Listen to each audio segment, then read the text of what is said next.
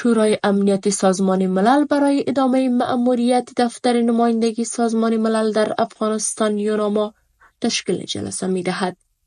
مأموریت دفتر نمایندگی سازمان ملل متحد در افغانستان از ماه مارچ سال 2002 با قطعنامه 1401 شورای امنیت سازمان ملل متحد تأسیس شده و تا کنون همه ساله از سوی این شورا تمدید شده است.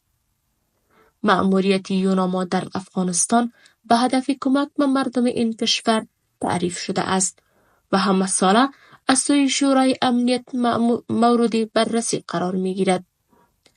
بر اساس گزارش ها یوناما حدود 1187 کارمند دارد که 799 نفر آن از اتباع افغان و 293 نفر شهروندان سایر کشورها است. این در حال است که پس از تسلط دوباره طالبان بر افغانستان و محدودیت هایی که این گروه بر زنان وضع کرده است، حتی کارمندان زن یوناما نیز از کار منع شده اند. در حال حاضر رزرا اتنبایو نماینده ویژه دبیری کل سازمان ملل متحد برای افغانستان ریاست دفتر یوناما را به عهده دارد.